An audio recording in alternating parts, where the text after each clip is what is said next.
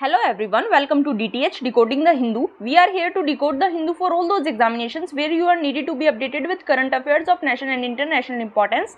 Today's lecture is going to be very important, so please watch the video till last. So let's get started. आज है 5 सितंबर, हमें पता है आज teachers day है, so happy teachers day to all of you. क्योंकि मेरे according teacher केवल वो नहीं है जो आपको एकेडमिक नॉलेज प्रोवाइड करवाता है, आपको लाइफ में कोई भी पर्सन जो भी कुछ सिखाता है वही आपका टीचर है। आप लोग मुझे बहुत कुछ सिखाते हैं, अपना फीडबैक देते हैं और मैं यही कहूँगी आगे भी अपना फीडबैक देते रहिए, वीडियो पे लाइक करते रहिए, कमेंट बॉक्स में जो भी आपका फीडबैक है उसको प्रोवाइड करवाइए सो दैट मुझे पता चले कि मैं कैसा इनपुट दे रही हूँ। आप आउटपुट उसके अकॉर्डिंग ज़रूर दीजिए। 5 सितंबर को हमें पता है टीचर्स डे क्यों मनाते हैं, क्योंकि आज डॉक्टर सर्वपल्ली राधाकृष्णन जी का बर्थडे है। उसके उपलक्ष्य में हम टीचर्स डे सेलिब्रेट करते हैं। वो हमारी कंट्री के सेकंड प्रेसिडेंट थे, ये आपको पता है। अब अपने लेक्चर की तरफ चलते हुए सबसे पहले एक PYQ देखेंगे। Which one of the following is the context in which the term qubit is mentioned. हमने कल ही आर्टिकल किया है इससे रिलेटेड, क्यूबिट से रिलेटेड, इसलिए मैंने आज ये क्वेश्चन उठाया है। क्या आंसर होगा इसका? A cloud services, B quantum computing, C visible light communication technologies, D wireless communication technologies. इसका आंसर आपको कमेंट बॉक्स में ज़रूर लिखना है। अब क्योट देख लेते हैं। Faith is the bird that feels the light and sings when the dawn is still dark. किसकी क्योट है ये? रविंद्रनाथ टैगोर जी की क्योट है ये क्योट एथिक्स और ऐसे में काफ़ी हेल्पफुल हो सकती है, आपको नोट डाउन करके रख लेनी है। अब न्यूज़ एनालिसिस की तरफ चलते हैं। हमें पता है झारखंड के CM जो हैं हेमंत सोरेन जी, उनके ऊपर ऑफिस ऑफ प्रॉफिट के एलिगेशंस लगे हुए हैं, जिसके रिस्पॉन्स में वो असेंबली में ट्रस्ट वोट लेके आएंगे। आज मंडे को लेके आना था। ट्रस्ट वोट के बारे में देखना और ऑफिस ऑफ प्रॉफिट, ये दो इंपॉर्टेंट टॉपिक्स हो जाते हैं इस आर्टिकल में। सबसे पहले ट्रस्ट वोट देखेंगे। इसको कॉन्फिडेंस मोशन या फिर वोट ऑफ कॉन्फिडेंस भी कहा जाता है। इसको हाउस में जो भी पावर में है गवर्नमेंट वो लेके आती है और इसके थ्रू क्या किया जाता है कि जो काउंसिल ऑफ मिनिस्टर है ये अपना कॉन्फिडेंस हाउस में शो करती है। इलेक्टेड रिप्रेजेंटेटिव्स का गवर्नमेंट में कितना कॉन्फिडेंस है ये इस चीज़ से शो करने की या अपना कॉन्फिडेंस दिखाने के लिए इसको लाया जाता है। और इसका आइडिया, बेसिक आइडिया क्या है इसको लाने के पीछे, कि जो इलेक्टेड गवर्नमेंट है वो कितनी पॉलिटिकली अकाउंटेबल है स्टेट लेजिस्लेचर से, इस ट्रस्ट वोट की हेल्प से ये पता लगाया जा सकता है।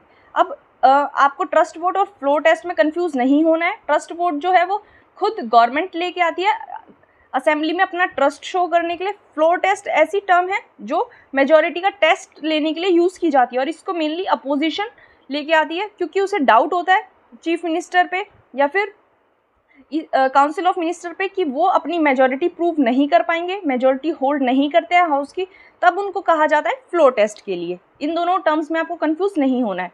अब बात आती है ऑफिस ऑफ प्रॉफिट की। ऑफिस ऑफ प्रॉफिट को कॉन्स्टिट्यूशन में कहीं भी डिफाइन नहीं किया गया है, लेकिन काफ़ी सारी टाइम के अकॉर्डिंग जो कोर्ट की जजमेंट्स आई हैं उसके बिहाफ पे ऑफिस ऑफ प्रॉफिट की डेफिनेशन को इवॉल्व किया गया है। ऑफिस ऑफ प्रॉफिट को ये कहा जा सकता है कि जिससे जो ऑफिस होल्डर है उसको कुछ ना कुछ फाइनेंशियल गेन हो, कोई एडवांटेज हो या कोई बेनिफिट हो, और ऐसी जो अमाउंट होगी प्रॉफिट की उसको इमैटेरियल माना गया है। 1964 में सुप्रीम कोर्ट ने ये कहा था कि किसी भी पर्सन का अगर ऑफिस ऑफ प्रॉफिट होल्ड करने का आपको टेस्ट लेना है, उस टेस्ट को टेस्ट ऑफ अपॉइंटमेंट का नाम दिया था। और वो टेस्ट कैसे लिया जाएगा, कुछ फैक्टर्स उसमें देखे जाएंगे। कौन कौन से फैक्टर हैं कि क्या जो उस ऑफिस की अपॉइंटिंग अथॉरिटी है वो गवर्नमेंट है या नहीं है, क्या गवर्नमेंट के पास पावर है कि जिन अपॉइंटमेंट कर सकती है, अपॉइंटमेंट को टर्मिनेट कर सकती है, क्या उस ऑफिस की जो रिम्यूनरेशन है वो गवर्नमेंट डिसाइड करती है, क्या जो सोर्स ऑफ रिम्यूनरेशन है वो गवर्नमेंट से आता है, और जो पावर उस पोजीशन से आती है, ये सब फैक्टर्स डिसाइड करेंगे ऑफिस ऑफ प्रॉफिट को। कॉन्स्टिट्यूशन में ऑफिस ऑफ प्रॉफिट से रिलेटेड क्या बात कही गई है? आर्टिकल 102 और 191 हमारे ऑफिस ऑफ प्रॉफिट से थोड़े थोड़े रिलेटेड हैं। आर्टिकल 102(1) क्या कहता है? कोई MP को ऑफिस ऑफ प्रॉफिट होल्ड करने से ये बार करता है सेंट्रल या स्टेट गवर्नमेंट के अंडर। और आर्टिकल 102 MP के लिए है, आर्टिकल 191 जो है वो MLA के लिए है। ये MP और MLA को सेंट्रल और स्टेट गवर्नमेंट के अंडर कोई भी ऑफिस ऑफ प्रॉफिट होल्ड करने से बार करता है। और इस आर्टिकल में एकदम क्लैरिफाई ये किया गया है कि अगर कोई पर्सन गवर्नमेंट ऑफ इंडिया या फिर गवर्नमेंट ऑफ स्टेट का कोई ऑफिस होल्ड कर रहा है, जैसे कोई मिनिस्टर है उसका भी मिनिस्टर के बेसिस पे कोई ना कोई ऑफिस होगा, तो उस ऑफिस को आप ऑफिस ऑफ प्रॉफिट के अंडर नहीं रख सकते। और आर्टिकल 102 और 191 में ये भी कहा गया है कि कोई भी लेजिस्लेटर है जो कि गवर्नमेंट पोजीशन ऑक्यूपाई किए हुए है उसको भी इस ऑफिस ऑफ लॉ डिस्क्वालिफिकेशन से इम्यून रखा गया है। Parliament prevention of qualification act 1959 में एक ऐसी लिस्ट दी गई है जिसमें वो पोजीशंस बताई गई हैं जिनको डिस्क्वालिफिकेशन से एग्जेम्प्ट किया गया है। ये इंपॉर्टेंट हो जाता है।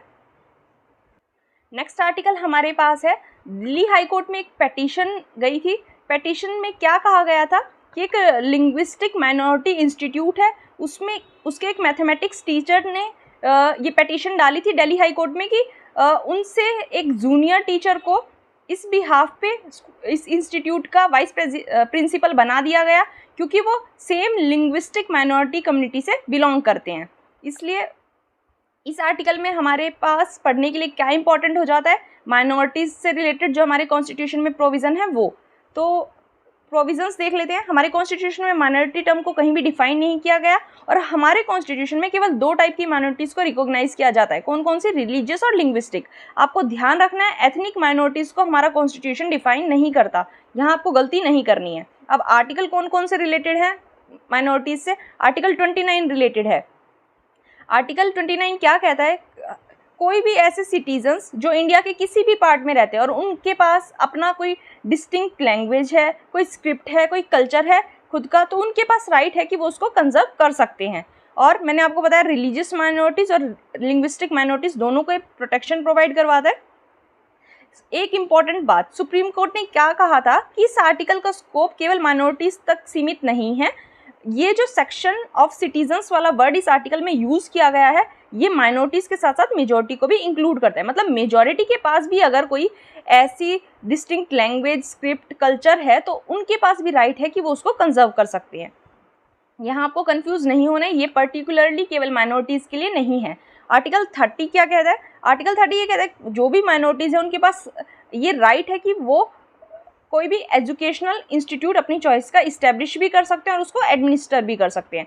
यहाँ ध्यान देने वाली बात यह है कि आर्टिकल 30 के अंदर जो प्रोटेक्शन मिलता है वो केवल माइनॉरिटीज़ को मिलता है। कौन कौन सी माइनॉरिटीज़ को? रिलीजियस और लिंग्विस्टिक। और ये सभी सेक्शंस को नहीं मिलता। जैसे हमने देखा आर्टिकल 29 जो था वो मेजॉरिटीज़ के पास भी था, लेकिन आर्टिकल 30 में केवल माइनॉरिटीज़ के पास ये पावर है कि वो आर्टिकल 30 के अंदर कोई भी एजुकेशनल इंस्टीट्यूट इस्टेब्लिश और एडमिनिस्टर कर सकते हैं। नेक्स्ट आर्टिकल जो रिलेटेड है माइनॉरिटीज से वो कौन सा है? Article 350B। ये ओरिजिनली कॉन्स्टिट्यूशन में नहीं था, इसको अमेंडमेंट से लाया गया था। कौन से अमेंडमेंट से लाया गया था? 7th कॉन्स्टिट्यूशनल अमेंडमेंट्स जो कि 1956 में आया था, उसने इस आर्टिकल को कॉन्स्टिट्यूशन में ऐड किया था। ये हमारे लिए एक special officer for linguistic minorities को लाने की प्रोविज़न देता है और इसको उनको अपॉइंट कौन करेगा? स्पेशल ऑफिसर को प्रेसिडेंट ऑफ इंडिया। उनकी ड्यूटी क्या होगी स्पेशल ऑफिसर की? कि लिंग्विस्टिक माइनॉरिटीज़ के लिए जो भी सेफ गार्ड बनाने हैं, कॉन्स्टिट्यूशन में जो भी मैटर्स हैं उनको वो इन्वेस्टिगेट करेंगे। पार्लियामेंट के भी कुछ प्रोविजंस है माइनॉरिटीज़ से रिलेटेड। पार्लियामेंट में national commission for minorities act लाया गया था 1992 में और इसमें माइनॉरिटी को डिफाइन किया गया। मतलब माइनॉरिटी की जो डेफिनेशन है वो कॉन्स्टिट्यूशन में नहीं दी गई है, लेकिन ये जो एक्ट है 1992 वाला, इसमें माइनॉरिटी को डिफाइन किया गया है। ऐसी कम्युनिटी जिसको नोटिफाई करेगी सेंट्रल गवर्नमेंट, उसको माइनॉरिटी कहा गया है। हमारे गवर्नमेंट ने 6 रिलीजन्स को माइनॉरिटी कहा है। कौन कौन से? मुस्लिम्स, क्रिश्चियंस, सिख्स, बुद्धिस्ट और पारसीज। जैन्स को अभी 2014 में बनाया था, सबसे रिसेंटली जैन्स को बनाया गया है रिलीजियस माइनॉरिटीज़। उसके बाद गवर्नमेंट ने नेशनल कमीशन फॉर माइनॉरिटीज़ बनाया और हमें पता है ये national commission for minority act के अंडर बनाया गया है। तो ये क्या होगी? एक स्टैट्यूटरी बॉडी हो गई। इसमें चेयरपर्सन होंगे, वाइस चेयरपर्सन होंगे और 5 मेंबर्स होंगे। जो 5 मेंबर्स हैं, वाइस चेयरपर्सन और चेयरपर्सन है, ये सभी माइनॉरिटी कम्युनिटीज़ के होंगे। ये काम करेंगे जो भी कॉन्स्टिट्यूशन में सेफगार्ड्स प्रोवाइड करवाए गए हैं माइनॉरिटीज़ के लिए उन मॉनिटरिंग करेंगे और जो भी पार्लियामेंट लॉज बनाती है, स्टेट लेजिस्लेचर लॉ बनाती है, उन सभी को ये मॉनिटर करने का काम इस कमीशन का होगा। और ये रेकमेंडेशन भी देंगे गवर्नमेंट को, माइनॉरिटीज़ के इंटरेस्ट में कुछ काम करना है, कोई सेफ गार्ड लाना है, उससे रिलेटेड ये गवर्नमेंट्स को रेकमेंडेशन दे सकते हैं। इस आर्टिकल में यही इंपॉर्टेंट था। नेक्स्ट आर्टिकल की तरफ चलते हैं। नेक्स्ट आर्टिकल रिलेटेड है तिहाड़ जेल से। तिहाड़ जेल में कैनाइन स्क्वाड लाया गया है, मतलब डॉग स्क्वाड को डिप्लॉय किया गया है टू प्रिवेंट ड्रग स्मगलिंग। क्या होता है, जो तिहाड़ जेल है, वहाँ पर छुप छुप कर जो कन्विक्ट्स हैं वो लोग अपने पास ड्रग्स रखते हैं, तो उसका पता लगाने के लिए डॉग स्क्वाड्स का यूज़ किया जाएगा। अब ड्रग मीनेस के बारे में थोड़ा सा देख लेते हैं। हमें पता है इंडियन यूथ के बीच में आजकल ड्रग एडिक्शन का काफ़ी क्रेज़ बढ़ गया है, और आपको ये पता होना चाहिए, इम्पॉर्टेंट है कि इंडिया जो है वो जो वर्ल्ड के सबसे लार्ज ओपियम प्रोड्यूसिंग रीजन्स हैं उसके बीच में आता है। मतलब एक गोल्डन ट्रायंगल है एक साइड, और दूसरी साइड है गोल्डन क्रेस्केंट। गोल्डन ट्रायंगल में कौन कौन सी कंट्रीज है? थाईलैंड, म्यांमार, वियतनाम और लाओस। गोल्डन क्रेस्केंट में कौन कौन सी है? पाकिस्तान, अफगानिस्तान और ईरान। इन दोनों के बीच में इंडिया सैंडविच्ड है, मतलब एक तरह से बीच में फंसा हुआ है, इसलिए हमारे यहाँ काफ़ी ज़्यादा ड्रग मीनेस देखा जा सकता है। गवर्नमेंट ने काफ़ी सारी पॉलिसी लाई है, काफ़ी सारे इनिशिएटिव स्टार्ट किए हैं इस ड्रग ट्रैफिकिंग की प्रॉब्लम को डील करने के लिए।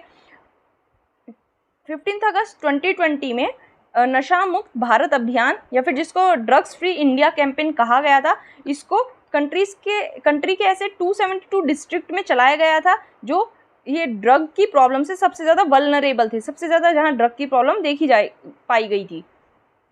2018 से 25 तक के लिए एक national action plan for drug demand reduction लाया गया था। किसने इम्प्लीमेंट किया था? ये ministry of social justice and empowerment ने। 2016 में गवर्नमेंट ने नार्को कोऑर्डिनेशन सेंटर भी कॉन्स्टिट्यूट किया था। एक फंड भी गवर्नमेंट ने बनाया था, national fund for control of drug abuse, so that illicit trafficking जो होती है नार्कोटिक ड्रग्स में, उसको कॉम्बैट करने के लिए जो भी खर्चा होगा वो इस फंड से किया जाएगा।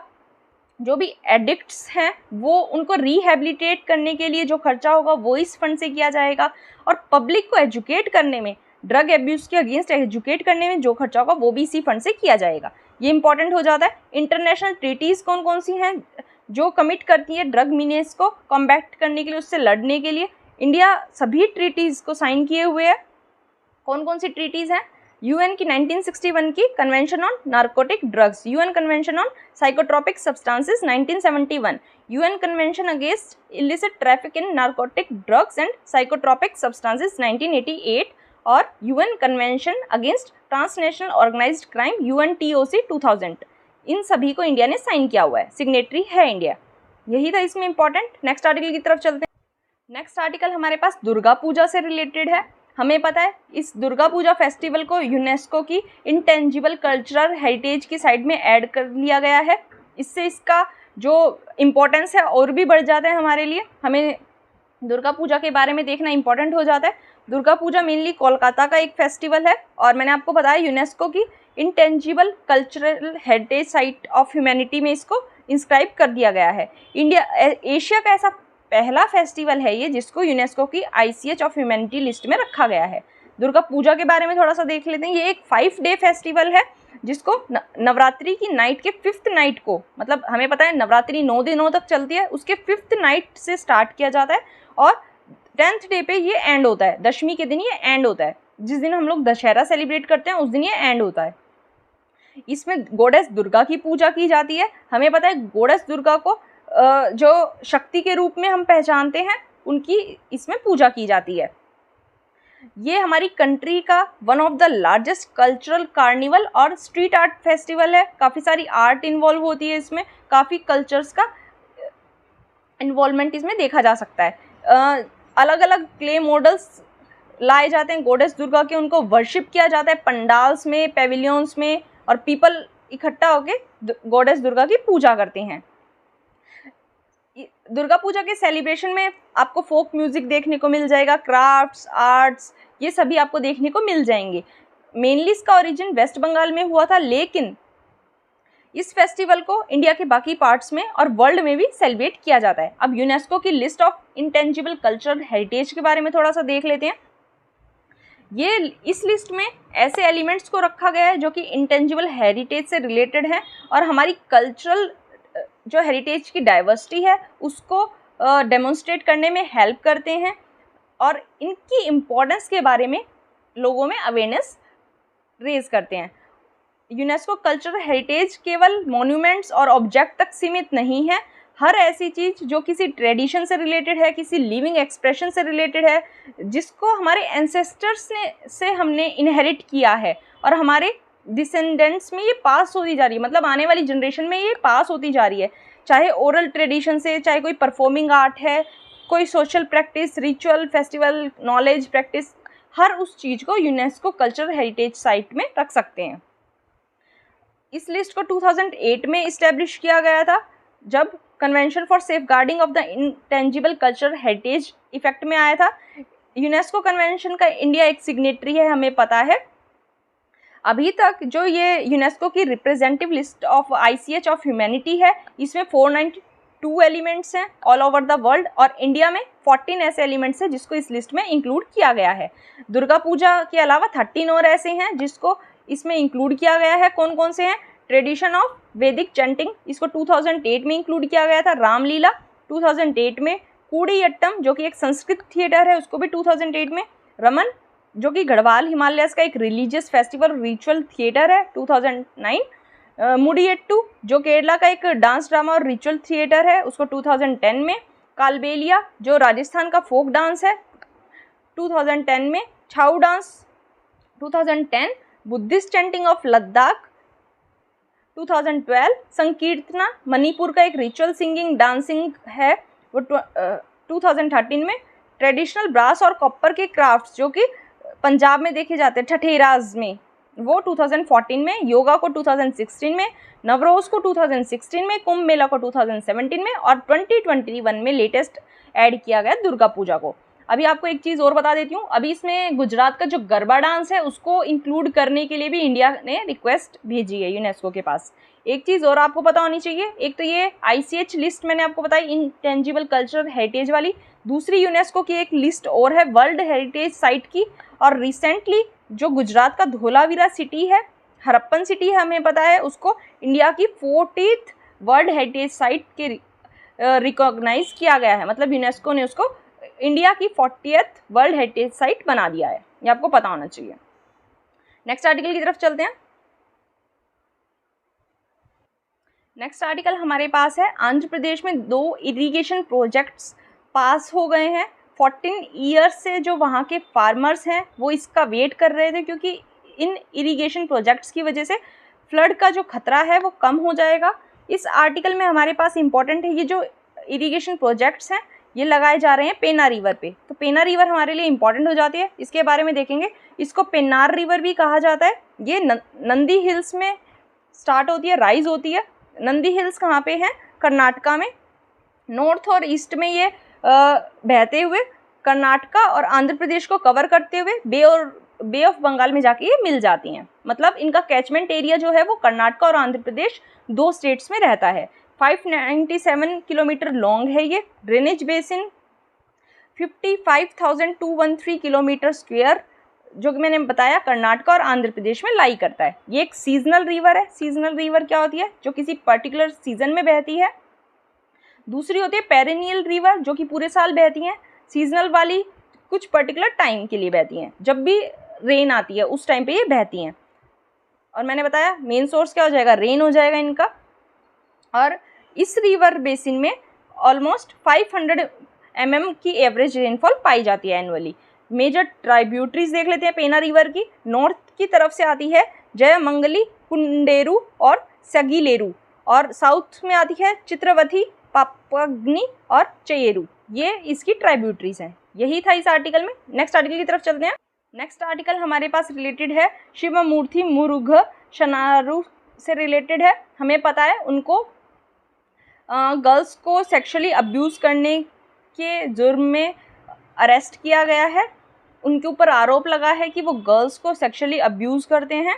तो इस आर्टिकल में हमारे पास 2 चीज़ें इंपॉर्टेंट हो जाती हैं। अभी उनको मठ में लेके जाया गया है महजर के लिए, तो यहाँ महजर इंपॉर्टेंट हो जाता है, महजर के बारे में पढ़ना। और दूसरा है पॉक्सो एक्ट। दोनों के बारे में समझते हैं क्या है। सबसे पहले महजर के देखेंगे। जब भी कोई investigating officer scene of crime पे जाता है, तो उस टाइम पे वो जो भी सीन देखता है, जो फैक्ट्स देखता है, जो भी थिंग्स देखता है, जिस भी स्टेट में देखता है, उनका डिस्क्रिप्शन महजर कहलाता है। और इसको 2 या 2 से ज़्यादा इंडिपेंडेंट और इंटेलिजेंट विटनेसेस की प्रेजेंस में बनाया जाता है। उसके बाद जो विटनेस होंगे वो महजर को साइन करेंगे, ये कंपल्शन है। महजर की हेल्प से क्या होता है कि जो कोर्ट है उसको जो सीन ऑफ क्राइम है उसका पता चल जाता है, एक आइडिया कोर्ट को लग जाता है। पोक्सो एक्ट के बारे में देख लेते हैं। पोक्सो एक्ट को 2012 में लाया गया था सो दैट जो भी 18 साल से छोटी एज के बच्चे हैं उनको sexual assault, sexual abuse, sexual harassment और पोर्नोग्राफी से प्रोटेक्ट किया जा सके। और ये ऐसे जो केसेस होंगे जो कि पोक्सो एक्ट से रिलेटेड होंगे, इनकी जो इन्वेस्टिगेशन है वो 2 मंथ में कंप्लीट हो जानी चाहिए और जो ट्रायल है वो 6 मंथ्स के अंदर कंप्लीट हो जाना चाहिए। ये एक्ट किसी भी चाइल्ड को ऐसे डिफाइन करता है कि कोई भी 18 ईयर्स से कम का पर्सन एक चाइल्ड है, इसमें डेफिनेशन दी गई है। पोक्सो एक्ट के अकॉर्डिंग कोई भी सेक्सुअल असॉल्ट है उसको एग्रावेटेड कब माना जाएगा? जब जो एब्यूज चाइल्ड है वो मेंटली इल हो या फिर जो एब्यूज़ है वो किसी विश्वसनीय पर्सन के द्वारा किया गया हो, जैसे कोई भी आर्म्ड फोर्सेस या सिक्योरिटी फोर्सेस का मेंबर, कोई पब्लिक सर्वेंट या फिर कोई ऐसा पर्सन जो उस चाइल्ड की एक पोजीशन ऑफ ट्रस्ट को होल्ड करता, मतलब एक ट्रस्टवर्दी पर्सन, जैसे family member, police officer, teacher, doctor या फिर कोई स्टाफ हॉस्पिटल का, ये सब लोग पोजीशन ऑफ ट्रस्ट को होल्ड करते हैं। ऐसे लोगों ने अगर कुछ क्राइम कमिट किया है तो ये माना जाएगा कि क्राइम जो है वो एग्रावेटेड है। ये एक काफ़ी रिग्रेस पनिशमेंट प्रिस्क्राइब करता है, 10 साल से कम की सज़ा नहीं होगी और इसको लाइफ इम्प्रिजनमेंट तक भी लेके जाया जा सकता है along with fine. Revictimisation of child को अवॉइड करने की बात इस एक्ट में की गई है सो दैट कि बार बार कोर्ट में बुलाकर चिल्ड्रन को, चाइल्ड को जो सीन ऑफ क्राइम था उसको बार बार याद नहीं दिलाना है, उससे रीविक्टिमाइजेशन होता है चाइल्ड का, उस चीज़ को अवॉइड करने की इसमें बात की गई है।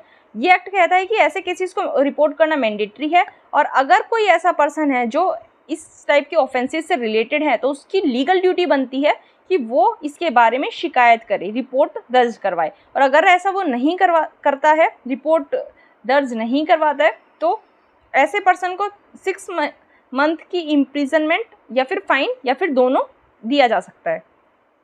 ये जो पर्सन ट्रैफिकिंग करते हैं बच्चों की सेक्सुअल पर्पसेस के लिए, उसके लिए भी पनिशमेंट प्रिस्क्राइब करता है। और इस एक्ट में अगर कोई फॉल्स कंप्लेंट कर देता है या झूठी इन्फॉर्मेशन देता है उसके लिए भी पनिशमेंट प्रिस्क्राइब की गई है। इस एक्ट को 2019 में अमेंड किया गया था। इसमें क्या कहा गया कि जो भी पोक्सो एक्ट 2012 के under aggravated penetrative sexual assault है वो एग्रावेटेड रेप की इक्विवेलेंट माना जाएगा और ऐसे पर्सन को ये नहीं कहा जाएगा कि कंसेंट लेके किया है, मतलब जो 18 साल से कम का पर्सन मतलब चाइल्ड, उसका कंसेंट है या नहीं है, इस बेसिस पे वो अपने आप को बचा नहीं सकता, ये ऐसा इसमें कहा गया है। मैंने बताया एग्रावेटेड माना जाएगा अगर कोई भी ऐसा पर्सन जो पोजीशन ऑफ ट्रस्ट को होल्ड करता है वो रेप वगैरह करे। मैंने आपको बताया जो भी चाइल्ड होगा उसका कंसेंट इररेलेवेंट है, कोई भी पर्सन अपने आप को ये कहकर नहीं बचा सकता कि मैंने चाइल्ड के कंसेंट से ऐसा कुछ उसके साथ किया है, मतलब any sex with minor is rape. अब थोड़ा सा अमेंडमेंट जो इसमें किए थे उसके बारे में देख लेते हैं। ये सेक्सुअल अब्यूज़ को रोकने के लिए किए गए थे और इसमें पनिशमेंट को ज़्यादा स्ट्रिक्ट कर दिया है। इसमें डेथ पेनल्टी को भी इंक्लूड कर दिया है, जो भी चिल्ड्रन के साथ सेक्सुअल क्राइम करते हुए पाया जाएगा उसको डेथ पेनल्टी भी दी जा सकती है। इसने चाइल्ड पोर्नोग्राफी को डिफाइन किया कि किसी भी चाइल्ड का पोर्नोग्राफिक पर्पसेस के लिए यूज़ करना चाइल्ड पोर्नोग्राफी में इंक्लूड होगा। और सिग्निफिकेंस क्या है इस अमेंडमेंट का, ये चाइल्ड ट्रैफिकिंग को, चाइल्ड सेक्सुअल अब्यूज़ को डिस्करेज करने के लिए लाया गया है सो दैट अगर स्ट्रॉन्ग पिनाल प्रोविजंस रखे जाएंगे, जैसे डेथ पेनल्टी इसमें इंक्लूड कर दी गई है, ऐसे स्ट्रॉन्ग पिनाल प्रोविजंस रखेंगे तो क्या होगा, लोगों में डर रहेगा और चाइल्ड सेक्सुअल अब्यूज़ कम हो जाएगा, उस डिस्करेज हो जाएगा। और वल्नरेबल चिल्ड्रन के इंटरेस्ट को प्रोटेक्ट करने के लिए लाया गया है सो दैट उनकी सेफ्टी और डिग्निटी को इंश्योर किया जा सके। इस अमेंडमेंट का एम क्या है कि जो भी चाइल्ड अब्यूज़ के सभी एस्पेक्ट्स हैं उनके रिगार्डिंग एक क्लैरिटी लेके आना और पनिशमेंट उसके अकॉर्डिंग पनिश करना। ये जेंडर न्यूट्रल एक्ट है, मतलब चाहे लड़का हो, माइनर बॉय हो, चाहे माइनर गर्ल हो, दोनों के साथ अगर कोई सेक्सुअल असॉल्ट होगा तो उसमें ये एक्ट लाया जाएगा। डेथ पेनल्टी मैंने आपको बताया इंक्लूड कर दी। उसके बाद सुप्रीम कोर्ट ने जजमेंट दी थी माछी सिंह 1983 केस में और देवेंद्र पाल सिंह 2002 केस में कि डेथ पेनल्टी जो है वो केवल rarest of the rare cases में लेके अवॉर्ड की जा सकती है, मतलब केवल डेथ पेनल्टी को रेयरेस्ट ऑफ रेयर केसेस में दिया जा सकता है। इसलिए डेथ पेनल्टी से रिलेटेड कुछ कंसर्न्स आ जाते हैं। कंसर्न्स क्या आ जाते हैं? मेनली ये देखा गया है कि जो चिल्ड्रन के साथ अब्यूज़ होता है उसमें फैमिली मेम्बर्स का हाथ होता है। तो अगर फैमिली मेम्बर्स के रिगार्डिंग कोई रिपोर्ट करेगा और उनको डेथ पेनल्टी मिलेगी तो इसकी वजह से क्या होगा, जो क्राइम का रजिस्ट्रेशन है, क्राइम की रिपोर्ट डिस्करेज हो जाएगी, क्योंकि फैमिली मेम्बर्स के अगेंस्ट कोई भी रिपोर्ट फिर नहीं करवाएगा। डेथ पेनल्टी काफ़ी स्ट्रिक्ट पनिशमेंट हो जाती है और जो माइनर है उसकी लाइफ पे भी खतरा बन जाएगा, क्योंकि ये डेथ पेनल्टी एक मैक्सिमम पनिशमेंट है मर्डर की, जिसकी वजह से माइनर की जान भी ली जा सकती है। JS वर्मा कमेटी ने क्या कहा था, इसको 2013 में बनाया गया था निर्भया केस के बाद। इसने क्या कहा था कि रेप केसेस में भी डेथ पेनल्टी नहीं देनी चाहिए। इसका ये व्यू था कि रेप केसेस में भी डेथ पेनल्टी को इम्पोज नहीं करना चाहिए। 262 रिपोर्ट थी जो लॉ कमीशन ऑफ इंडिया की, इसने भी कहा था कि टेरर केसेस एक्सेप्शन है, बाकी किसी भी केस में डेथ पेनल्टी को अबॉलिश कर दिया जाए। इसलिए और इसने लॉ रिपोर्ट ने और क्या कहा कि पनिशमेंट की सर्टेनिटी इम्पोर्टेंस रखती है, ना कि सीवियरिटी, मतलब पनिशमेंट सर्टेनली मिलेगी ऐसा प्रोविज़न रखना चाहिए, ना कि ये प्रोविज़न रखना चाहिए कि कितनी सीवियर मिलेगी, क्योंकि सर्टेनिटी ऑफ पनिशमेंट ज़्यादा काम करेगी as compare to severity of punishment. यही था इस आर्टिकल में। नेक्स्ट आर्टिकल की तरफ चलते हैं। नेक्स्ट आर्टिकल हमारे पास है विजिंजम पोर्ट है, जो उसके ऊपर हमें पता है जो वहाँ के फिशर फॉक्स हैं वो प्रोटेस्ट कर रहे हैं, उसको बनाने नहीं दे रहे हैं, उसके कंस्ट्रक्शन को रोकने की डिमांड वो कर रहे हैं। तो उन्होंने इस प्रोटेस्ट को और भी ज़्यादा इंटेंसिफाई करने के लिए एक प्लेज ले ली है। क्या डिमांड कर रहे हैं फिशर फोक? सबसे बड़ी डिमांड तो यही है उनकी कि इस प्रोजेक्ट को ही रोक दिया जाए और इस प्रोजेक्ट से जो एनवायरनमेंट पे इम्पैक्ट होगा उसकी एक प्रॉपर स्टडी की जाए। कम्युनिटी ने इसके साथ 6 डिमांड और रखी हैं। जो भी फैमिलीज सी इरोजन की वजह से अपना घर खो चुकी है उनको रिहेबिलिटेट किया जाए। कोस्टल इरोजन को मिटिगेट करने के लिए इफेक्टिव स्टेप्स लिए जाएं। जिस भी दिन वेदर वार्निंग्स इशू की जाती हैं उस दिन फिशर फोक जो है वो समुद्र में नहीं जा पाते, मछली नहीं पकड़ पाते, उन दिनों के लिए उनको फाइनेंशियल असिस्टेंस प्रोवाइड करवाया जाए। और ऐसी फैमिलीज जिनका जो मेन कमाने वाला पर्सन है वो किसी फिशिंग एक्सीडेंट में मारा जाता है, उसकी लाइफ चली जाती है, तो ऐसी फैमिलीज को कंपनसेट करे गवर्नमेंट। उसके बाद सब्सिडाइज्ड केरोसिन की डिमांड इन्होंने की है। और लास्ट में इन्होंने क्या कहा है कि जो मुथालापोजी फिशिंग हार्बर है उसको बेस से क्लीन किया जाए, ये एक मैकेनिज्म लाया जाए कि उसको क्लीन किया जाए। गवर्नमेंट ने इनकी सारी डिमांड मान ली है एक्सेप्ट प्रोवाइडिंग केरोसिन सब्सिडी और दूसरी इस पोर्ट की कंस्ट्रक्शन को रोकना। बाकी सारी डिमांड्स गवर्नमेंट ने इनकी मान ली है। अब विजिंजम पोर्ट जो है इसकी सिग्निफिकेंस क्या है? ये अरेबियन सी में है पोर्ट, त्रिवेंद्रम में। 3 फेजेस में इसको देखा जा सकता है कि ये पैसेंजर्स को कैटर करेगा, कंटेनर्स जो आएंगे उनको कैटर करेगा और जो अदर कार्गो होगा उसको कैटर करेगा। ये एक ट्रांसशिपमेंट पोर्ट बनाने की बात कही जा रही है। अब ट्रांसशिपमेंट पोर्ट क्या होता है उसके लिए आपको पोर्ट्स के टाइप पढ़ने होंगे। 2 टाइप के पोर्ट्स होते हैं और 2 टाइप के पोर्ट्स किस बेसिस पे होते हैं कि किस टाइप का कार्गो वो हैंडल करेंगे।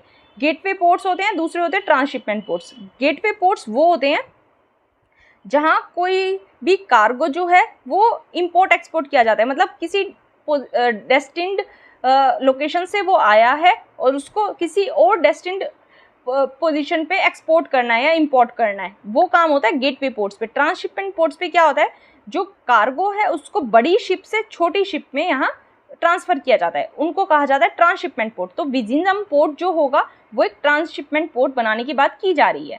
इसका एक एडिशनल पॉइंट मैं और आपको दे देती हूँ, ये कोलंबो पोर्ट के पास पड़ेगा जो कि श्रीलंका का मेजर पोर्ट है और ये काफ़ी बड़ा रोल प्ले करता है। जो भी इंडियन ओशन में इंपोर्ट एक्सपोर्ट होता है वहाँ इसका कंपटीशन किससे होगा? कोलंबो पोर्ट से।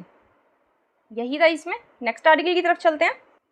नेक्स्ट आर्टिकल हमारे पास है राजा महेंद्रवरम सिटी जो है गोदावरी रिवर के बैंक्स पे ये लोकेटेड है। इसके बारे में बात की गई है कि यहाँ 7 गोल्ड कॉइन्स मिले हैं, ईस्टर्न चालुक्य डायनेस्टी से वो बिलोंग करते हुए पाए जा रहे हैं। उसके साथ साथ यहाँ एक नंदी आइडल भी मिला है और ये भी ईस्टर्न चालुक्य से रिलेटेड बताया जा रहा है। एक कॉइन आप देख सकते हैं इमेज में, इस पे वराह की इमेज आपको देखने को मिलेगी जो कि ईस्टर्न चालुक्यास का एक ऑफिशियल सिंबल था और कुछ टेक्स्ट इस पे लिखा हुआ पाया जा रहा है जो कि तेलुगु स्क्रिप्ट में है। इस आर्टिकल में हमारे पास 2 चीज़ें इंपॉर्टेंट हो जाती हैं। ऑल्दो गोदावरी रिवर भी इंपॉर्टेंट है, लेकिन गोदावरी को मैं आज अभी यहाँ कवर नहीं करूँगी, कोई और आर्टिकल आएगा आज या कल में तो उसमें हम इसको कवर कर लेंगे। यहाँ हम देखते हैं राजा नरेंद्र के बारे में थोड़ा सा और ईस्टर्न चालुक्य डायनेस्टी के बारे में। राजा नरेंद्र के बारे में देख लेते हैं। इनका जो टाइम था वो 1019 AD से लेके 1061 AD तक रहा। ये वेंगी किंगडम के किंग बने। इन्होंने राजा महेंद्रवरम नाम की सिटी जिसके बारे में हम बात कर रहे हैं उसको इस्टेब्लिश इन्होंने किया। और इनके टाइम पे जो वेंगी एम्पायर था वो काफ़ी रिच था, सोशली और कल्चरल हेरिटेज के मामले में काफ़ी रिच था। इनके पिता का नाम था विमलादित्य चालुक्य और इन्होंने अमांग देवी से शादी की जो कि राजेंद्र चोला की डॉक्टर थी। ये आपको पता होना चाहिए। ईस्टर्न चालुक्य के बारे में थोड़ा सा देख लेते हैं। जो वेंगी चालुक्य से वो बादामी चालुक्य से सेपरेट आउट हो गए और जब विष्णुकुंडिया डायनेस्टी का खात्मा हुआ उस टाइम जो बादामी रूलर पुलाकेशिन II था उसने वेंगी टेरिटरीज को कंट्रोल में ले लिया और 624 AD में उसने क्या किया, अपने भाई कुब्जा विष्णुवर्धन को ये जो नई टेरिटरी उसने एक्वायर की थी उसका गवर्नर बना दिया। पुलाकेशिन की डेथ के बाद बैटल ऑफ बादामी में उसके भाई कुब्जा विष्णुवर्धन ने अपनी इंडिपेंडेंट स्टेट को इस्टेब्लिश कर लिया। तो ईस्टर्न चालुक्य का जो फाउंडर है वो कौन है, कुब्जा विष्णुवर्धन। अब इनके एडमिनिस्ट्रेशन के बारे में थोड़ा सा देख लेते हैं। ये शुरू के सालों में ये रिपब्लिक था, लेकिन जैसे जैसे टाइम निकला जो लोकल एलिमेंट्स वहाँ के थे उन्होंने होल्ड अपना ले लिया और फिर उसके बाद वेंगी किंगडम की अपनी अपनी डिफरेंट कैरेक्टरिस्टिक डेवलप होने लगी। जो इसकी एडमिनिस्ट्रेशन थी वो मेनली हिंदू फिलॉसफी पे बेस्ड थी।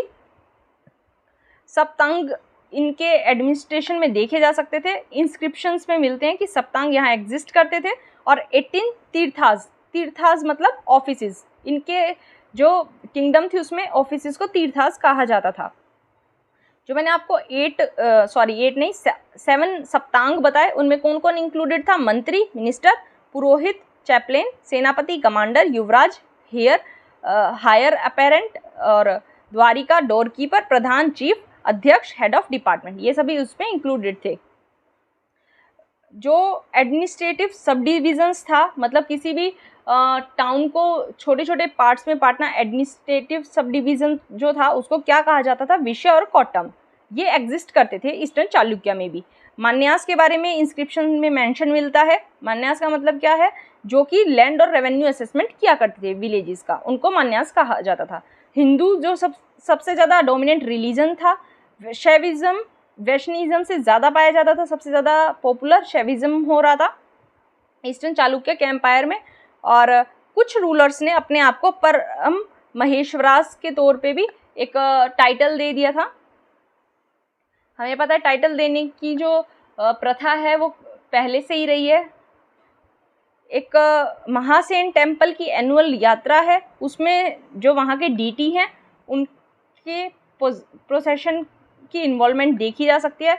ये जो ईस्टर्न चालुक्य डायनेस्टी है इसमें बुद्धिज़्म जो है वो डिक्लाइन में था, लेकिन जैनिज्म ने किसी भी तरह पब्लिक सपोर्ट की हेल्प से अपने आप को मेंटेन कर लिया था। बुद्धिज़्म वहाँ डिक्लाइन में था, ये आपको याद रखना है। आपके पास क्वेश्चन ऐसे आ सकता है कि ईस्टर्न चालुक्य डायनेस्टी में बुद्धिज़्म फ्लरिश कर रहा था, तो वो स्टेटमेंट हो जाएगी गलत। आर्किटेक्चर देख लेते हैं ईस्टर्न चालुक्यास का। इन्होंने काफ़ी सारे टेम्पल्स बनवाए शिवा कल्ट को प्रमोट करने के लिए। 108 टेम्पल्स बनाए गए, विजयादित्य II ने बनवाए थे।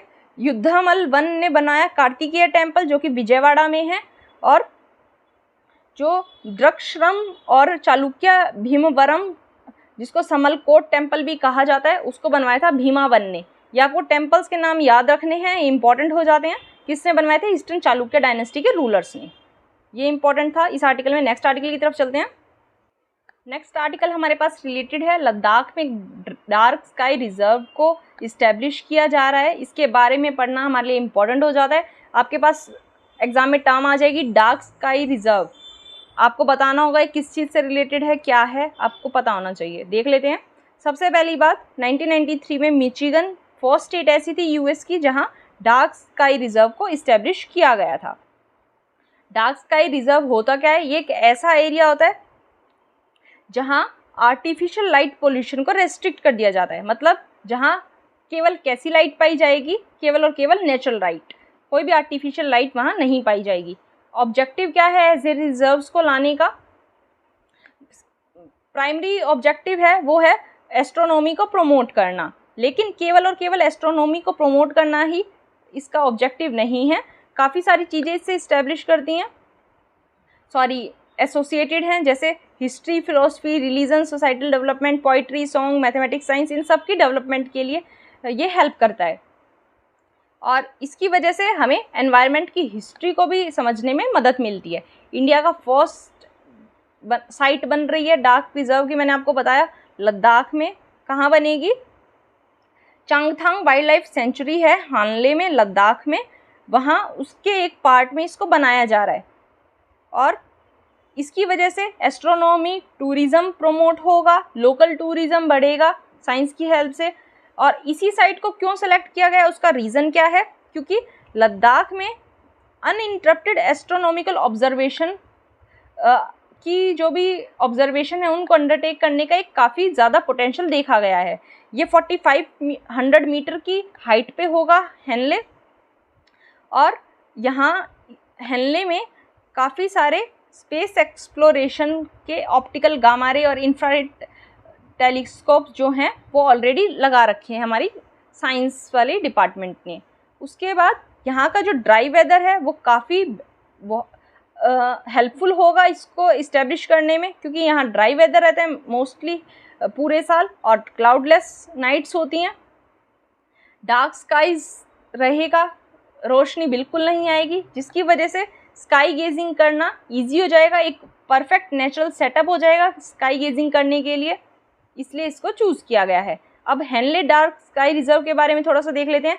ये 22 किलोमीटर के एरिया में फैला हुआ होगा। हेनले ऑब्जर्वेटरी के बिल्कुल रेडियस 22 किलोमीटर के आसपास ये फैला हुआ होगा। जो लोकल्स होंगे और टूरिस्ट होंगे उनको रेगुलेशंस को फॉलो करना होगा। जो भी आउटडोर लाइटनिंग पे जो भी रेगुलेशन इम्पोज की गई हैं उनको फॉलो करना होगा। कितनी व्हीकल हेडलाइट्स यूज़ कर सकते हैं वो सब देखना होगा। लाइट शील्ड्स और कर्टेन्स का यूज़ कैसे करना है वो सभी उनको ध्यान में रखना पड़ेगा। रेगुलेशंस को उनको फॉलो करना पड़ेगा सो दैट लाइट पोल्यूशन को कम किया जा सके। और इस ऑब्जर्वेटरी के under administration, local council members और साइंटिस्ट सभी साथ में मिलके काम करेंगे so that unwanted light pollution और इल्यूमिनेशन से इसको बचाया जा सके। अब एक चीज़ आपको इस आर्टिकल में देखने को मिलेगी, ये जो हानले वैली है ये माउंट सरस्वती पे लोकेटेड है। माउंट सरस्वती, ये इंपॉर्टेंट हो जाता है। माउंट सरस्वती आपको ध्यान रखना है। बाकी मैंने सब आपको बता दिया, ड्राई कोल्ड डेजर्ट की वजह से इस लोकेशन को चूज़ किया गया है, लेकिन माउंटेन का नाम मैंने आपको नहीं बताया था। माउंटेन का नाम है माउंट सरस्वती। नेक्स्ट आर्टिकल की तरफ चलते हैं। तमिलनाडु में एक असम का एलिफेंट है जिसको कैप्टिव करके रखा हुआ है, उसको अब्यूज़ किया जा रहा है। तो यहाँ इस आर्टिकल में हमारे पास दो चीज़ें इंपॉर्टेंट हो जाती है, एक तो एलिफेंट के बारे में पढ़ना, दूसरा वाइल्ड लाइफ प्रोटेक्शन एक्ट के बारे में पढ़ना। सबसे पहले एलिफेंट्स के बारे में देख लेते हैं। दो टाइप के एलिफेंट्स पाए जाते हैं, एशियन एलिफेंट्स और अफ्रीकन एलिफेंट्स। एशियन एलिफेंट्स की भी 3 सब स्पीसीज देखने को मिलती हैं, इंडियन, सुमत्रन और श्रीलंकन।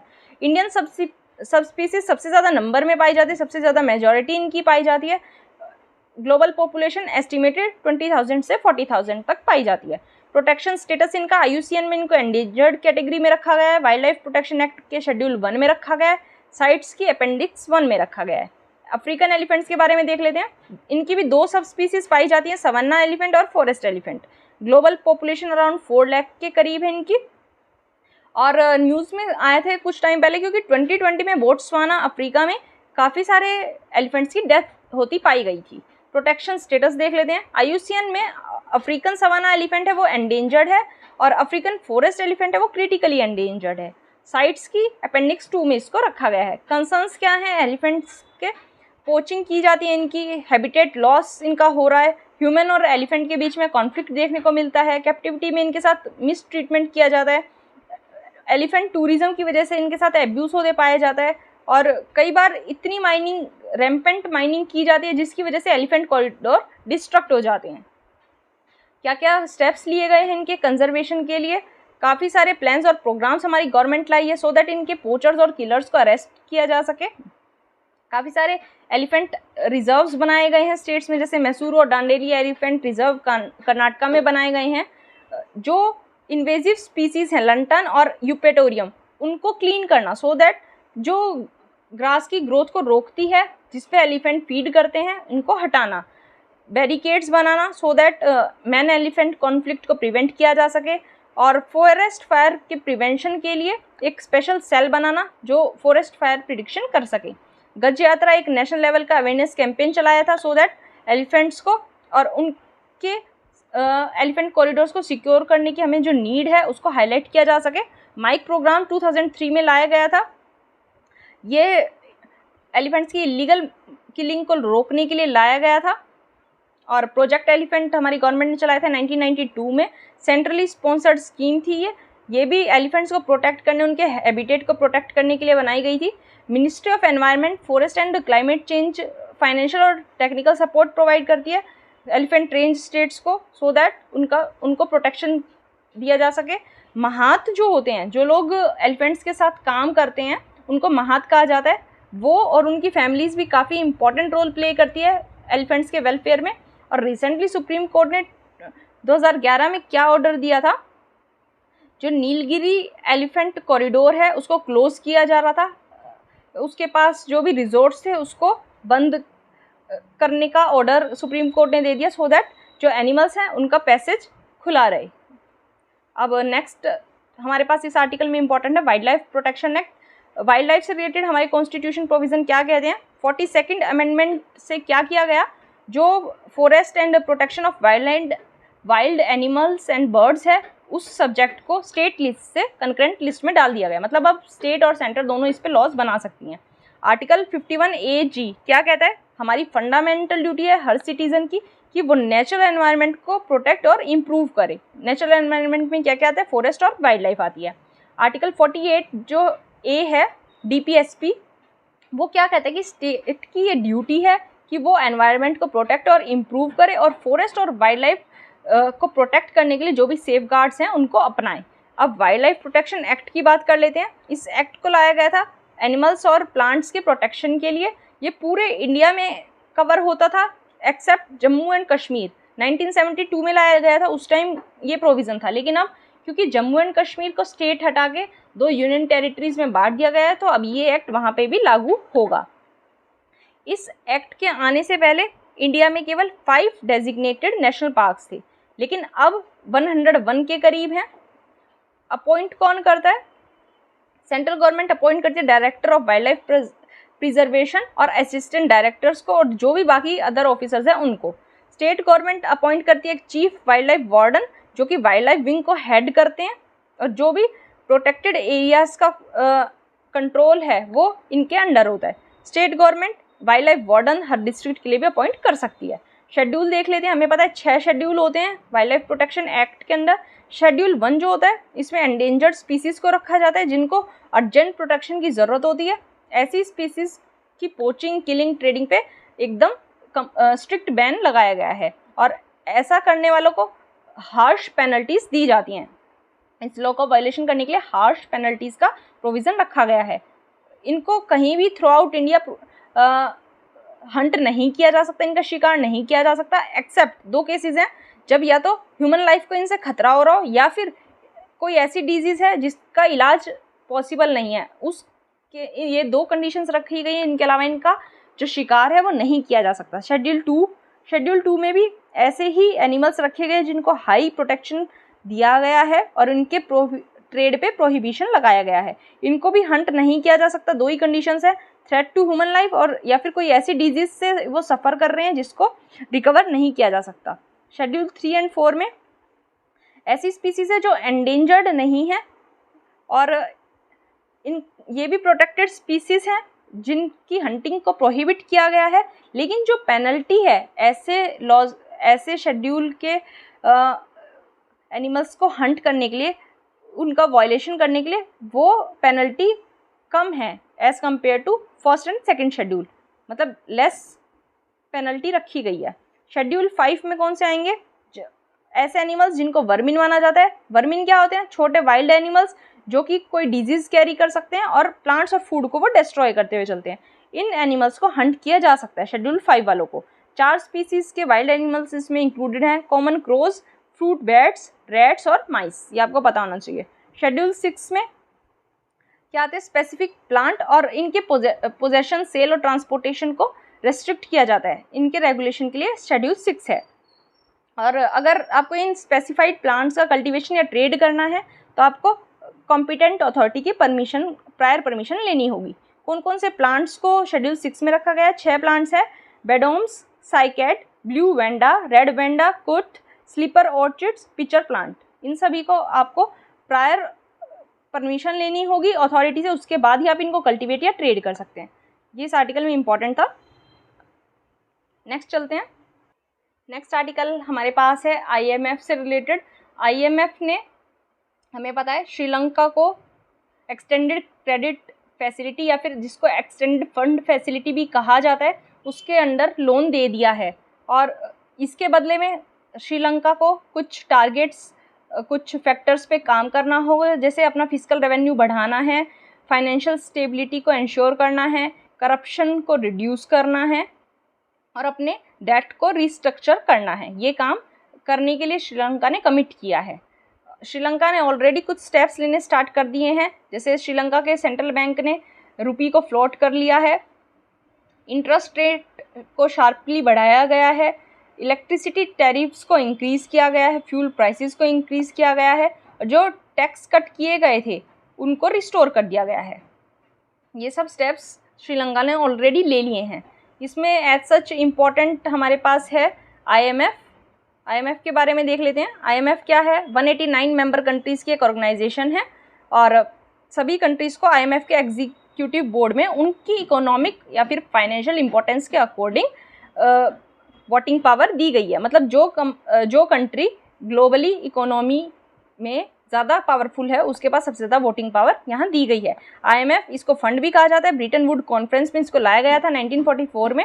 उस टाइम 44 कंट्रीज़ थी जो कि इकोनॉमिक कोऑपरेशन के लिए साथ में आई थी और मेन पर्पज़ क्या था? जैसा ग्रेट डिप्रेशन 1930s में देखा गया था, ऐसी सिचुएशन को अवॉइड करना, इसलिए इसको लाया गया था। और किसी भी कंट्री को अगर IBRD, international bank for reconstruction and development का मेंबर अगर बनना है तो उन्हें पहले IMF का मेंबर बनना होगा, अदरवाइज वो उसका मेंबर नहीं बन सकती। ऑब्जेक्टिव क्या है IMF के? ग्लोबली मॉनिटरी कोऑपरेशन को बढ़ाना, फाइनेंशियल स्टेबिलिटी को सिक्योर करना, इंटरनेशनल ट्रेड को फैसिलिटेट करना, हाई एम्प्लॉयमेंट जनरेट करना, इकोनॉमिक ग्रोथ को प्रमोट करना और पूरे वर्ल्ड में से पॉवर्टी को रिड्यूस करना। और क्या क्या काम है इसके?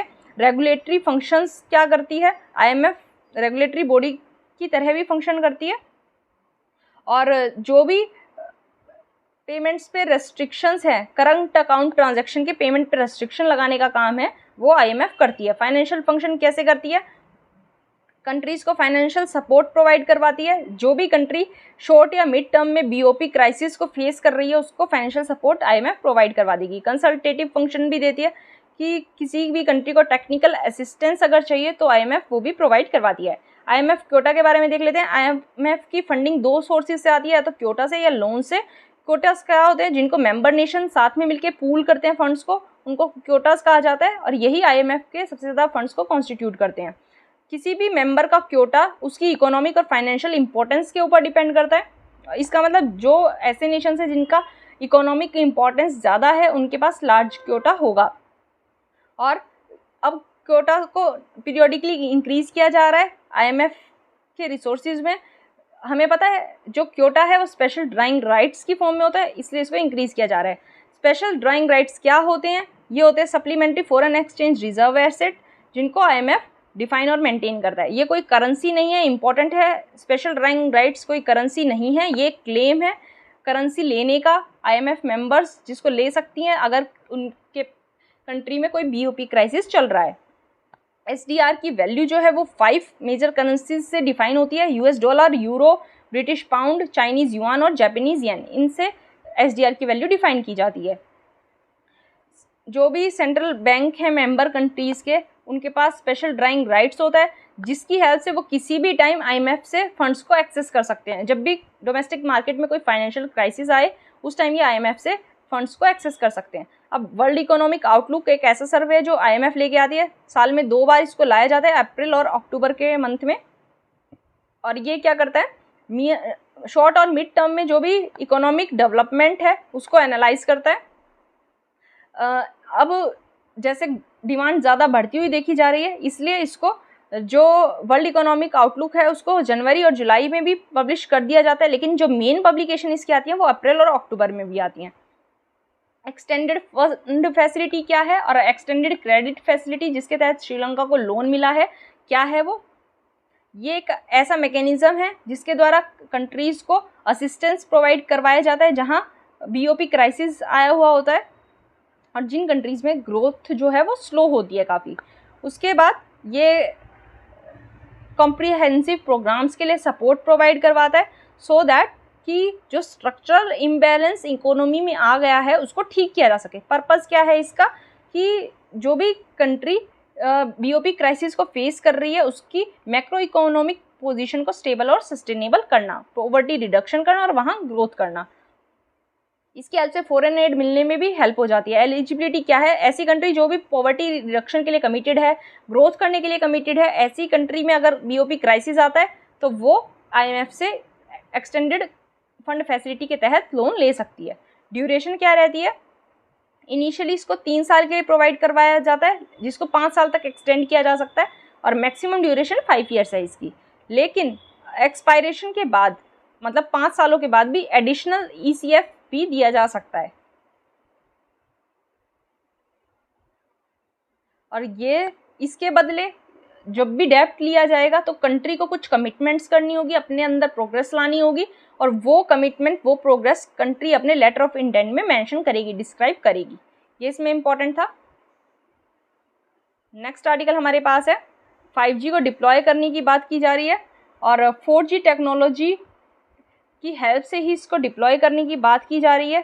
कैसे बात की जा रही है, सबसे पहले 4G के बारे में थोड़ा सा देख लेते हैं। 4G प्लस को LTE एडवांस भी कहा जाता है, जो कि 200 से 300 मेगाबिट्स पर सेकंड की स्पीड को ऑफर करता है, जिसकी वजह से लोगों के लिए आपस में कनेक्ट करना और इंटरनेट की हेल्प से एक दूसरे से बात करना काफ़ी इजी हो गया है।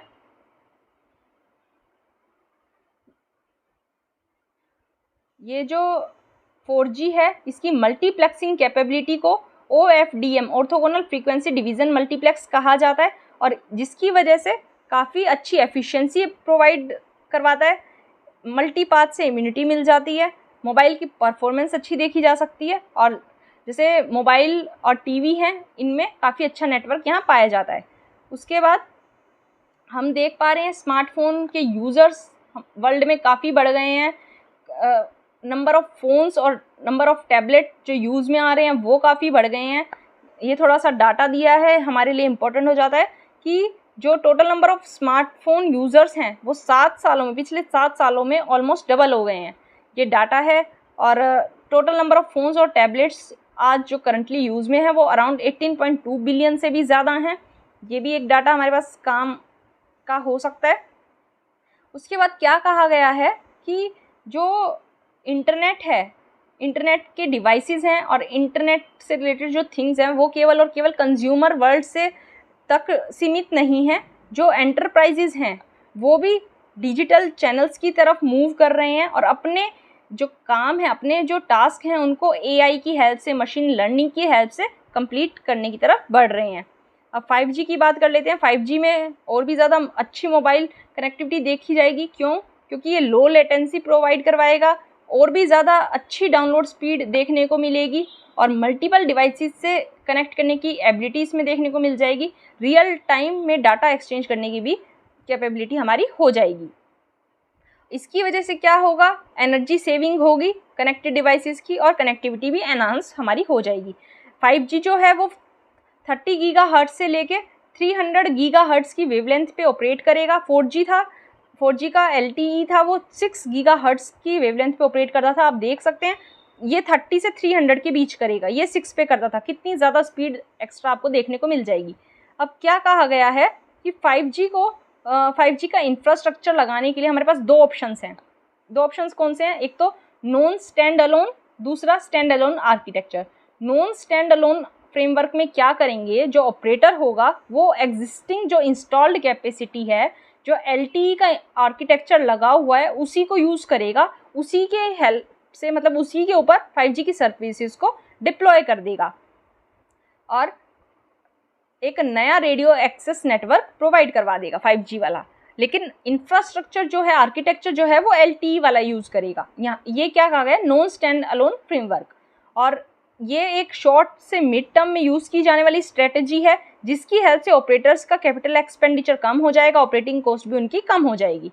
और स्टैंड अलोन मॉडल में क्या है, ये केवल और केवल 5G के लिए प्योरली बनाया जाएगा। इसकी पूरी की पूरी रेंज 5th जनरेशन की कैपेबिलिटीज़ के लिए यूज़ होगी और इससे कॉस्ट ज़्यादा आएगी। हमें पता है कैपिटल एक्सपेंडिचर ऑपरेटर्स का बढ़ जाएगा, इसलिए ये इसमें मेन यही बात की गई है कि 5G को 4G टेक्नोलॉजी के जो एग्जिस्टिंग इंफ्रास्ट्रक्चर है उसकी हेल्प से बिल्ड किया जा सकता है। इस आर्टिकल में यही था। नेक्स्ट आर्टिकल की तरफ चलते हैं। नेक्स्ट आर्टिकल हमारे पास है इंडिया और बांग्लादेश से रिलेटेड।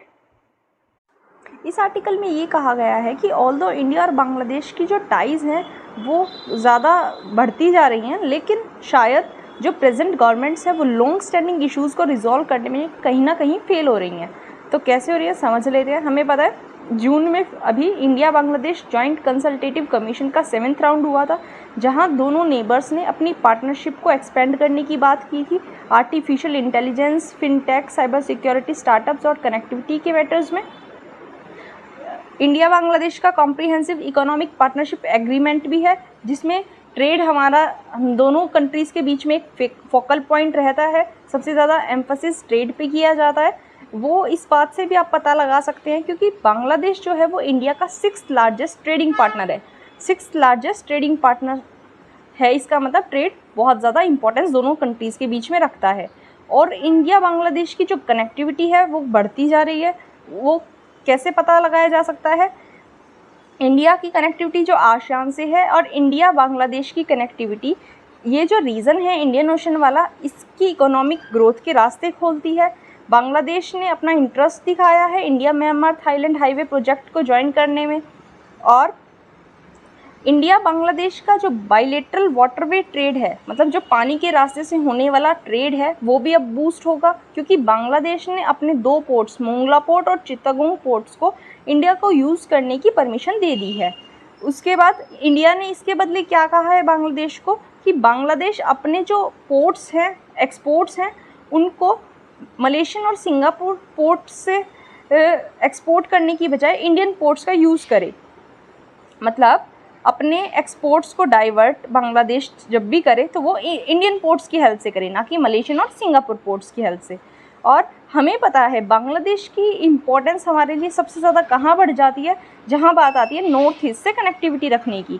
क्योंकि हमें पता है एक चिकन नेक कॉरिडोर है, सिलीगुड़ी कॉरिडोर, जहाँ से पूरा इंडिया नॉर्थ ईस्ट से कनेक्ट होता है, तो वहाँ बांग्लादेश की इम्पोर्टेंस निकल कर आती है। अब हमें पता है तीस्ता रिवर पर हमारा लॉन्ग स्टैंडिंग इशू चल रहा है, जिसके लिए दोनों कंट्रीज़ जॉइंट रिवर कमीशन बनाती हैं। इस पर बात करने के लिए 2015 में दोनों कंट्रीज़ के बीच लैंड स्वैप एग्रीमेंट हुआ था, जहाँ इंडिया और बांग्लादेश ने कुछ टेरिटरीज़ को एक्सचेंज कर लिया था। और बांग्लादेश की जो इम्पोर्टेंस है वो इंडिया के लिए इतनी क्यों बढ़ जाती है, क्या रीज़न है? क्योंकि चाइना का जो इन्फ्लुएंस है वो बढ़ता जा रहा है। चाइना अपनी बांग्लादेश के साथ बायलैटरल टाइज़ को ज़्यादा से ज़्यादा बढ़ाने में एक्टिवली परस्यू कर रहा है और बांग्लादेश भी चाइना को अप्रोच कर रहा है। किस लिए अप्रोच कर रहा है? अपने रोहिंग्या रिफ्यूजी क्राइसिस को रिजॉल्व करने के लिए, तीस्ता रिवर वाटर फ्लो को एनहांस करने के लिए एक मेगा प्रोजेक्ट लाने के लिए। इसलिए दोनों कंट्रीज़ के बीच में बढ़ती हुई क्लोजनेस हमारे लिए एक इशू बन जाती है, एक चिंता का विषय बन जाती है। बांग्लादेश चाइना का सेकंड बिगेस्ट आर्म मार्केट है। पाकिस्तान है सबसे बड़ा first biggest arm market China का, सेकंड बांग्लादेश है। हमारे लिए ये एक चिंता की बात है। और बांग्लादेश की चाइना से क्लोजनेस बढ़ रही है, वो ठीक है। और बांग्लादेश जो है उसने पाकिस्तान के साथ अपने रिलेशंस को ठीक करने का इंटरेस्ट दिखाया है। मतलब ऑल्दो कुछ मेमोरीज 1971 की अभी भी हैं, लेकिन उसके बावजूद बांग्लादेश ने पीसफुल रिलेशंस इस्टेब्लिश करने का इंटरेस्ट, अपना जो इंटेंशन है वो एक्सप्रेस किया है। तो हमारे लिए चिंता का विषय हो जाता है, क्योंकि हमारे दो जो सबसे बड़े खतरा है हमारे लिए, पाकिस्तान और चाइना, उन दोनों के साथ बांग्लादेश अपनी टाइज क्लोज करने की कोशिश कर रहा है। इसलिए बांग्लादेश के साथ अपनी क्लोजनेस बढ़ाना हमारे लिए इम्पॉर्टेंट हो जा रहा है। अब इस आर्टिकल में हमें क्या देखना है, जॉइंट रिवर कमीशन सबसे पहले देखेंगे। जॉइंट रिवर कमीशन इंडिया और बांग्लादेश का बनाया गया था 1972 में, सो दैट जो भी कॉमन बॉर्डर के या ट्रांस बाउंड्री रिवर्स के जो भी इश्यूज़ हैं उनको म्यूचुअली एड्रेस किया जा सके। इसको दोनों कंट्रीज़ के वाटर रिसोर्स मिनिस्टर्स हेड करते हैं। सिग्निफिकेंस क्या है, इंडिया और बांग्लादेश 54 रिवर्स एक साथ शेयर करते हैं, और 7 रिवर के बारे में तो पहले भी वाटर शेयरिंग एग्रीमेंट्स में बात हो चुकी है, लेकिन जो लास्ट मीटिंग हुई थी उसमें 8 मोर रिवर्स के ऊपर डाटा एक्सचेंज करने के लिए भी म्यूचुअली दोनों कंट्रियाँ एग्री हो गई हैं।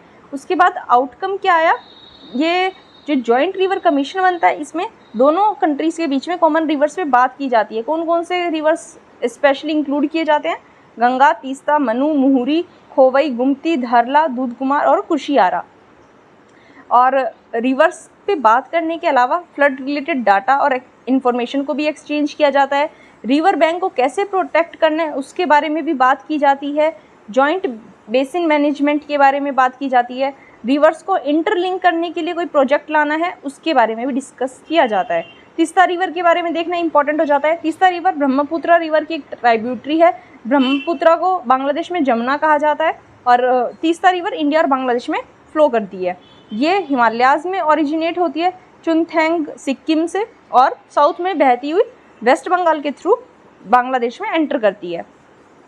उसके बाद ये ओरिजिनली पहले पद्मा रिवर में जाया करती, लेकिन 1787 में इसका कोर्स चेंज हो गया और ये जमुना रिवर को ज्वाइन करने लगी। ये इरिगेशन में हेल्प करती है। पद्मा और जमुना के बीच में जो एरियाज़ हैं वहाँ इरिगेशन इस तीस्ता रिवर की हेल्प से किया जाता है। और तीस्ता रिवर वाटर कॉन्फ्लिक्ट जो है वो इंडिया और बांग्लादेश के बीच में एक one of the most contentious issue है। लैंड बाउंड्री एग्रीमेंट की हमने इस आर्टिकल में बात की, उसके बारे में देख लेते हैं। 100th कॉन्स्टिट्यूशन अमेंडमेंट हमारे कॉन्स्टिट्यूशन में लाया गया था, जिससे इंडिया ने कुछ टेरिटरीज़ को बांग्लादेश को हैंड ओवर कर दिया। मैंने बताया 100th कॉन्स्टिट्यूशन अमेंडमेंट लाया गया था 2015 में, और जिसने इंडिया और बांग्लादेश के बीच का जो लैंड बाउंड्री एग्रीमेंट था उसको रेटिफाई किया। इस एक्ट को ला के फर्स्ट शेड्यूल में भी अमेंडमेंट किए गए, और जो डिस्प्यूटेड टेरिटरीज थी उनको एक्सचेंज कर लिया गया। एशियान के बारे में देखना इंपॉर्टेंट हो जाता है। एशियान का मतलब association of south east Asian Nations. ये एक रीजनल ऑर्गेनाइजेशन है जिसको पॉलिटिकल और सोशल स्टेबिलिटी को प्रमोट करने के लिए इस्टेब्लिश किया गया था। इसका मोटो है one vision, one identity, one community. 8 अगस्त को एशियन डे के तौर पे ऑब्जर्व किया जाता है। सेक्रेटेरिएट इसका इंडोनेशिया जकार्ता में मिलता है। मेंबर नेशन कौन कौन से हैं, Indonesia, Malaysia, Philippines, Singapore, Thailand, Brunei, Vietnam, Laos, Myanmar, Cambodia.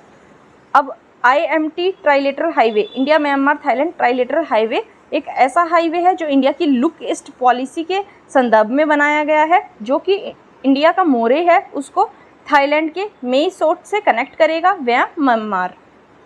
और ये एशिया और इंडिया के बीच में फ्री ट्रेड एरिया को इस्टेब्लिश और ट्रेड को बूस्ट करने के लिए बनाया गया है, सो दैट इंडिया की जो साउथ ईस्ट एशिया है उसके साथ टाइज इंक्रीज़ हो सके।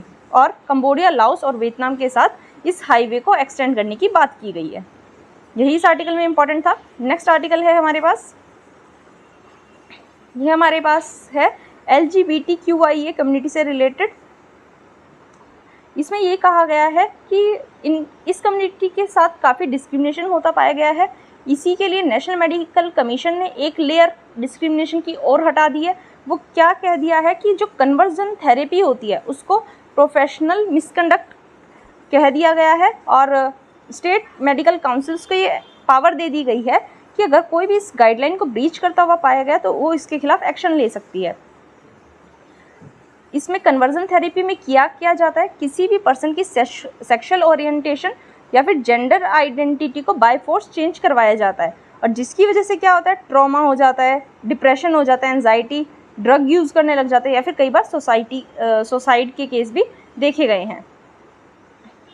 इसमें एब्सेंस ऑफ पैथोजेनी, ये इस कॉन्सेप्ट को प्रमोट किया गया है। मतलब किसी को भी कन्वर्जन की नीड नहीं है या फिर किसी के इंटरवेंशन की इसमें ज़रूरत नहीं है, जो जैसा है वो वैसे ही ठीक है। मद्रास हाई कोर्ट ने क्या कहा था कि एक ऑफिशियल नोटिफिकेशन जारी करनी चाहिए under Indian medical council professional conduct etiquettes and ethics regulations 2002, जिसमें कन्वर्जन थेरेपी को गलत ठहराया जा सके। कनाडा ऑलरेडी कन्वर्जन थेरेपी को बैन कर चुका है, ऐसा ही इंडिया में ऑफिशियली बैन करने की ज़रूरत है। ऊपर से और भी बाकी चेंजेस भी करने की ज़रूरत है, जैसे जो 2018 में मेडिकल टेक्स्ट बुक आई थी उसमें लेस्बियनिज्म को एक परवर्जन के तौर पे कंसिडर किया गया था। मतलब कि एक मेंटल कोई डीजनरेशन है जिसकी वजह से लेस्बियनिज्म होता है।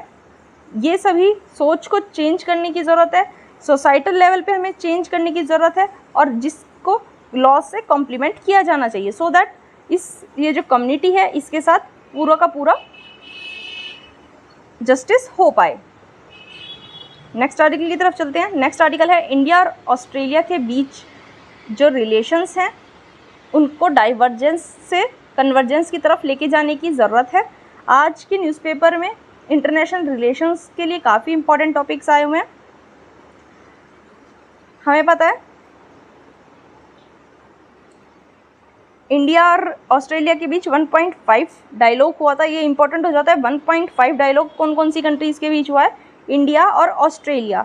उसमें इंडिया और ऑस्ट्रेलिया के बीच में सबसे ज़्यादा इम्पॉर्टेंट और क्रिटिकल जो बातें हैं वो की गई, क्योंकि हमें पता है इंडिया और ऑस्ट्रेलिया के टाइज़ इंडो पैसिफिक रीजन के लिए बहुत ज़रूरी हैं।